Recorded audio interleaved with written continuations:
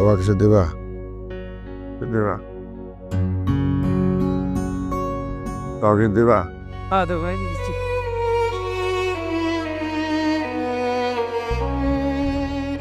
আরে তুই কোনো চিন্তা করিস না, ভাইয়া কোনো চিন্তা করিস না। কিছু দেবেন? কিছু দিবেন?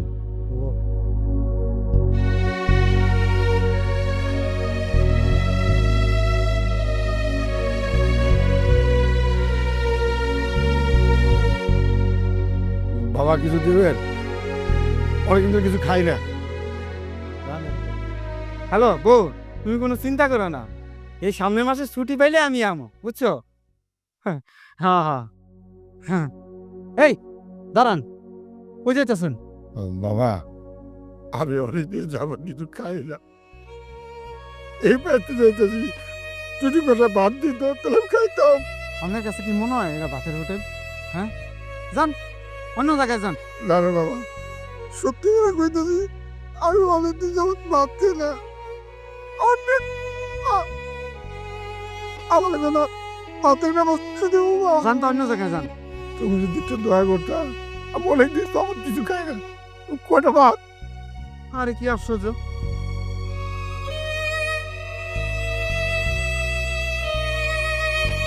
অন্য জায়গায় যান। বাবা তুমি যদি একটু দয়া করতে, আমি অনেকদিন তো আমার কিছু খাই না। কয়টা ভাত? আরে কি আশ্চর্য। আচ্ছা দাঁড়ান, স্যারে ফোন দিছে আমারে। Hello sir. এই নিচে তো চিল্লাচিল্লি কিসে? স্যার এটা ভিক্ষুক আইছে, বুঝছেন? অনেকক্ষণ ধরে জ্বালাইতেছে, কইতাছে অনেকদিন ধরে না খেয়ে রয়েছে। কোন তো চান কি করি? তাই বলে কি তুমি খারাপ ব্যবহার করবে? তার ক্ষুধা লাগছে বলে তো সে খাবার চাইছে, তার সাথে তুমি খারাপ ব্যবহার করবে? আর তুমি জানো না আমি গরিব মানুষের সাথে খারাপ ব্যবহার করা একদম পছন্দ করি না। আচ্ছা সুমন আসো, খাবার নিয়ে যাও, রাখি। হ্যাঁ আচ্ছা ঠিক আছে স্যার, হ্যাঁ আমি আইতাছি। বাবা স্যার করলা করে খাবার দিতে আমি বলল। আপনার ভাগ্যটা ভালো, স্যারে কারণ পাঠাইতেছে। আমি খাবারটা নিয়ে আহি, আপনি এনে বসেন, আমি যাই।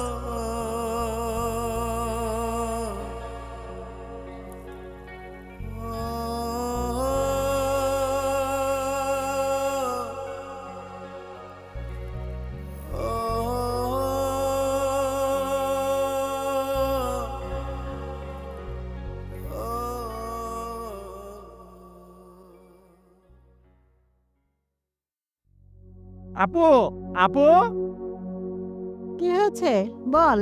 আপু ওই যে নিচে একটা ফকির এসেছে, একটু খাবার দিতে হবে, একটু খাবার দাও না। ঠিক আছে দিচ্ছি, কিন্তু রাজু তুই যে এত ব্যস্ত, তো সামনে তো বাবার মৃত্যুবার্ষিকী, তোর কি মনে আছে? ও সেটা নিয়ে তোমার চিন্তা করা লাগবে না। এবার চিন্তা করেছি মাদ্রাসার গরিব এতিম বাচ্চাদের খাওয়াবো। সব বাড়ি তো গ্রামের মানুষকে খাওয়াই, এবার মাদ্রাসার বাচ্চাদের খাওয়াবো, এতে বাবা মার আত্মাও শান্তি পাবে। দাওরান আসছে, আমি নিচে ভিক্ষুকে খাবার দিয়ে আসি। আচ্ছা যাও আপা। ঠিক আছে।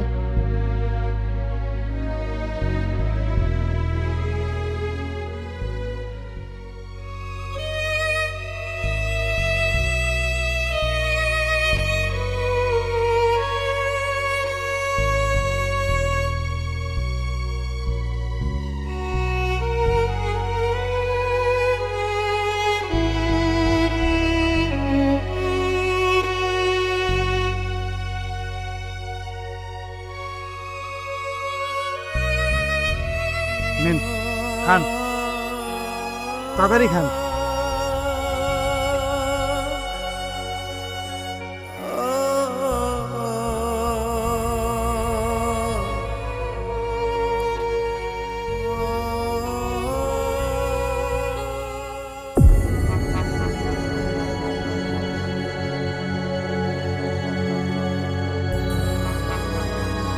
আরে আরে কি হলো? হ্যাঁ ভাই, হ্যাঁ আরে আরে কি হলো? হ্যাঁ নিঃশ্বাসের জানিতে আছে নাকি? ঘুরে ফেলে গেল নাকি? ও ভাই, ভাই স্যার, স্যার, স্যার। আচ্ছা, তোমার গরিব অসহায় মানুষ দেখলে কি সবসময় খাবার দিতে হবে? যে কোনো সময় ফকির আসলে হয় খাবার, না হয় টাকা। এই বিষয়টার কারণটা কি আমাকে বলো তো? এই কারণটা কি সত্যি তুমি জানতে চাও? হ্যাঁ। তাহলে শোনো। আব্বা, কিরে বাজান আইসো? হ্যাঁ আব্বা, আমার তো 2-3 দিনের মধ্যে ইঞ্জিনিয়ার পরীক্ষার ফি জমা দেওয়া লাগবো, টাকা লাগবো। কয় টাকা? আব্বা 5,000 টাকা লাগবো। 5,000 টাকা? কোস কি এত টাকা? এত টাকা আমি দিব কোত্থেকা? এই সারা দোকান বেচলেও তো 5,000 টাকা আমি জোগাড় করতে পারব না বাজান। আব্বা কি কও তাইলে? 5,000 টাকা না দিতে হলে তো আমি ইঞ্জিনিয়ারিং পরীক্ষাটা দিতে পারব না। আব্বা, আমার তাহলে ইঞ্জিনিয়ার হওয়া হইল না, আমার একটা স্বপ্নই রয়ে গেল। কি কস বাজান? ইঞ্জিনিয়ার হইবি? স্বপ্ন তোর পূরণ হইব, কিন্তু এই মুহূর্তে আমি 5,000 টাকা তোর কোত্থেকা দিব ক? আমার এই সারা দোকান বেচলেও তো 5,000 টাকা আমি জোগাড় করতে পারব না। এই ছেলাই, এদিকে আসো।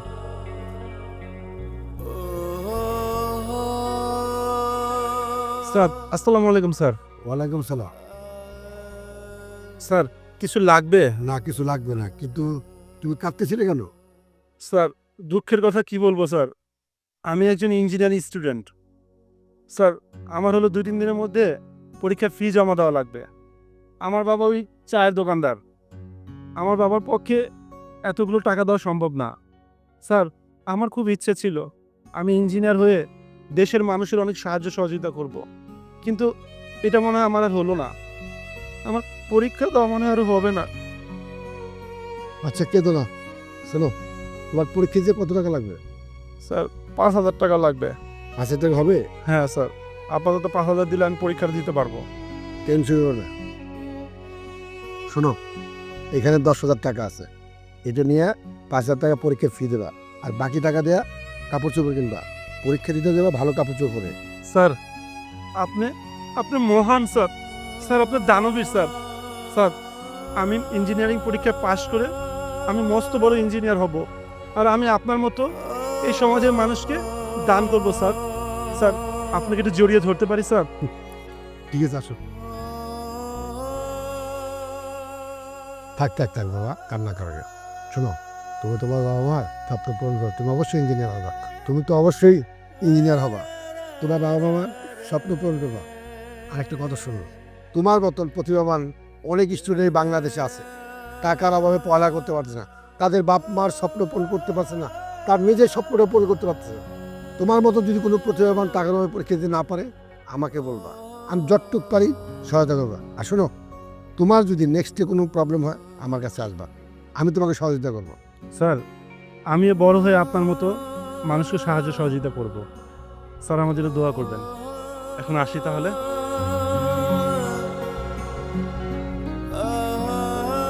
ওই দিন যদি ওই লোকটা আমাকে টাকাগুলো না দিত, তাহলে আজকে আমি এত বিলাসবহুল জীবনযাপন করতে পারতাম না।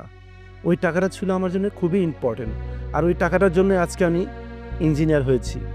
তা না হলে হয়তো একটা মুদি দোকানদার বা একটা চায়ের দোকানদার হতাম। আসলে উনি একজন মহান লোক, ওনার কাছে তোমার কৃতজ্ঞতা জানানো উচিত। কৃতজ্ঞতা জানানোর জন্য ওনাকে আমি খুঁজে পাচ্ছি না। আমি ওনাকে অনেক খুঁজতেছি, কিন্তু পাচ্ছি না। স্যার ভাই কি হয়েছে, এমন হাঁপাচ্ছ কেন? ঘটনা তো একটা ঘটে গেছে। কি হয়েছে? আপনি যে বিক্ষুব্ধটা খাওয়ান দিচ্ছেন, হেঁটে যা উনি গলে ঠিক আছে গা, বিশ্বাস কি দেওয়া কথা না, মনে ঢুকে গেল নিতে আনসার। চলো চলো তাড়াতাড়ি চলো, আসো আসো আসো। যাও ঠেলা সামলাও, আমি যাব না, তুমি যাও।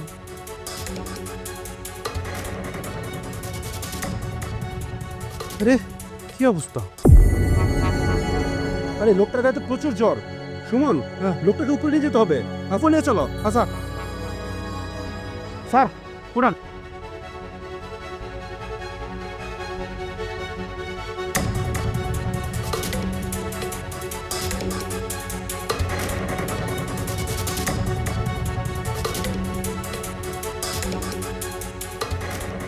বসো বসো।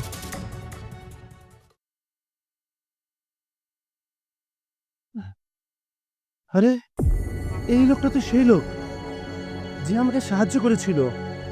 সুবহান আল্লাহ, আল্লাহ তুমি এই লোকটাকে পাইয়ে দিয়েছো, তোমার কাছে হাজার শুকরিয়া।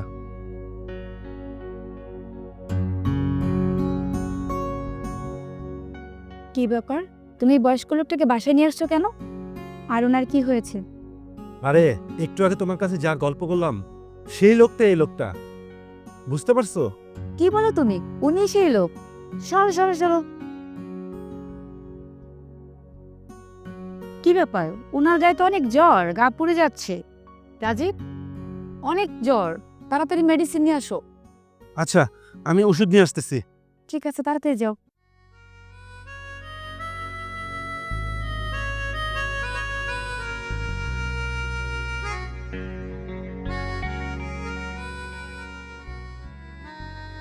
এই নাও মেডিসিনটা নাও।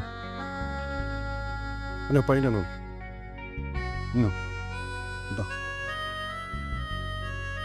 চাচা, একটু উঠেন তো, একটু উঠেন, মেডিসিন খাওয়াবো।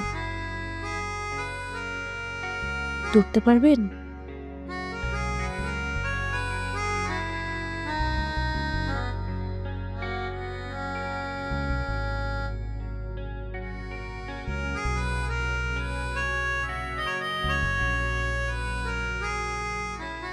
এই যে ওষুধ এই যে খেয়ে নিন। ওষুধটা একটু খেয়ে নেন।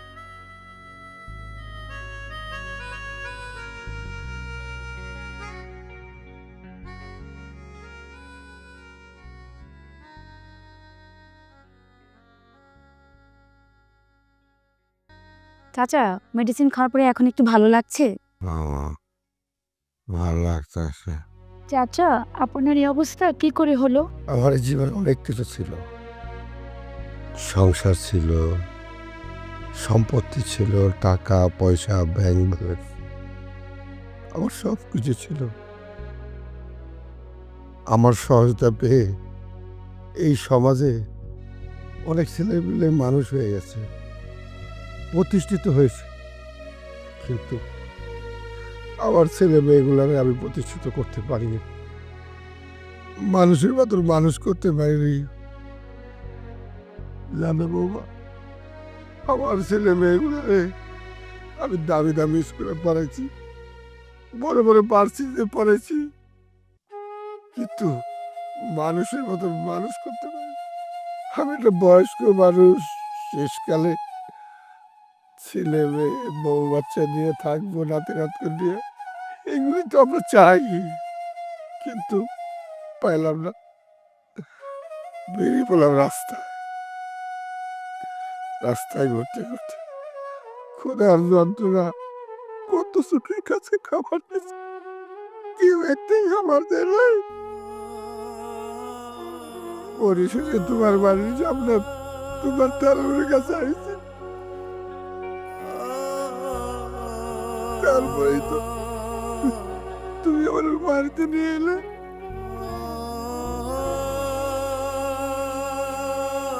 জানো বাবা, ভাবছিলাম আত্মহত্যা করো না, আত্মহত্যা করে তো হবো।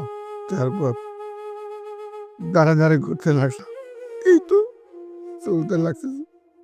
জানো বাবা, এখন শুধু দিন বলছি ওই উপর আল্লাহ ক্ষমা করে থাকতে।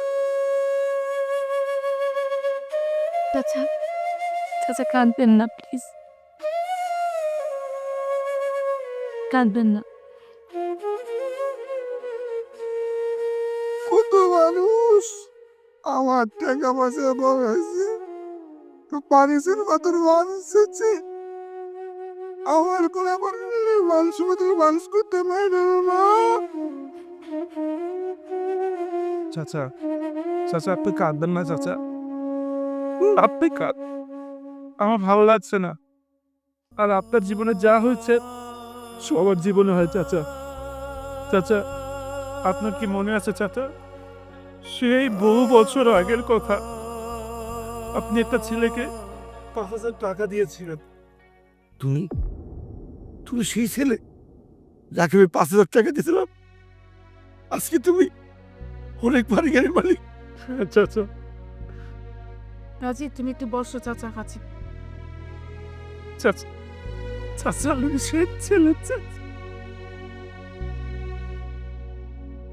শোনো বাবা, আমি যখন আমার 3 সন্তানদের আমার সম্পত্তি 3 ভাগে ভাগ করে দিই, তারপর ওরা আবার বাড়ি থেকে বের করে দেয়, বৃদ্ধাশ্রমে পাঠায় দেয়। বৃদ্ধাশ্রম আমার ভালো লাগে না। আমি কত মানুষের কাছে দাঁড়া দাঁড়া ঘুরছি, একটা রুটি খাওয়ার জন্য পেটে খোদা নিয়ে কত রাত ঘুমাইছি, কে একটু খাবার দেবে আর শুধু দেরি করছি। ওই উপর আল্লাহ কবরা পাঠিয়ে দেবে। চাচা, আপনার যে কত বড় অবদান আমার উপরে আছে আপনি সেটা জানেন চাচা। আপনার বাড়ি গাড়ি টাকা পয়সার কোনো কিছুর অভাব ছিল না, কিন্তু আপনি তো একটা হীরা। আসল হীরা আপনার সন্তানরা চিনতে পারলো না। আপনি যে একটা হীরা, আসলে আপনার সন্তানদের কপাল খারাপ, তারা আপনার মতো একটা হীরা হারিয়েছে। যাক, আপনি যখন আমাকে পরীক্ষা দিতে দিয়েছেন টাকাটা, আমি পরীক্ষা দেই। পরীক্ষার ঠিক 3 দিন পরে আমার বাবাকে আমি জানিয়েছিলাম যে বাবা, আমি পরীক্ষা পাশ করেছি। কিন্তু বাবা খবরটা পাওয়ার 3 দিন পরেই মারা যায়। আমি শহরে আনতে পারিনি বাবা, আমার বাবা মারা যায়। কিন্তু আমার মনে হয় কি চাচা জানেন, আল্লাহর এটা ইচ্ছে যে আপনার সন্তানরা আপনাকে ফেলে দিবে, আর আমি বাপ আর একজন ছেলে, আমি একজন বাপ পাবো, আমি একজন বাবা পাবো। এর জন্য মনে হয় আল্লাহ আমাদের মিলিয়ে দিয়েছে বাবা। চাচা, আমার এখন বাড়ি গাড়ি টাকা পয়সা, ভালো একটা বউ আছে, কিন্তু একটা বাবা দরকার। চাচা, আপনি কি পারবেন না আমার বাবার অপূর্ণতাটা পূরণ করতে? বাবা, আজ থেকে তুমি যা বলবা আমি তাই শুনো।